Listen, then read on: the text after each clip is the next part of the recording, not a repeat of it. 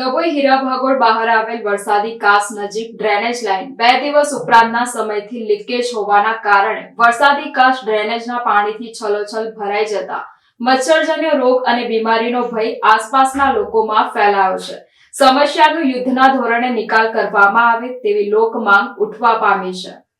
ડભોઈ નગરપાલિકા હદ વિસ્તારમાં હીરા ભાગોળ બહાર વરસાદી કાંસ પસાર થાય છે, જેની બાજુમાંથી જૂની નગરપાલિકા બિલ્ડિંગ પાસે આવેલ ડ્રેનેજ પમ્પિંગ સ્ટેશનની ડ્રેનેજ લાઇન પણ પસાર થાય છે। 2 દિવસથી ડ્રેનેજ લાઇનમાં ભંગાણ સર્જાવાના કારણે છેલ્લા 2 દિવસથી ડ્રેનેજના પાણી વરસાદી કાંસમાં ભરી જતા વરસાદી કાંસ ભરાઈ ગઈ છે, જેના કારણે સ્થાનિક રહીશો દુર્ગંધ મારતા પાણીમાં મચ્છરજન્ય રોગ ફાટી નીકળવાનો ભય અનુભવી રહ્યા હોય ત્યારે પાલિકા પ્રશાસન દ્વારા યુદ્ધના ધોરણે આ વિસ્તારમાં ડ્રેનેજની સમસ્યા હલ કરે તેવી લોક માંગ ઉઠવા પામી છે। કેટલા ટાઈમથી રજૂઆત કરી છે, એના ગટર ફાટી છે, એટલે ગટરનું પાણી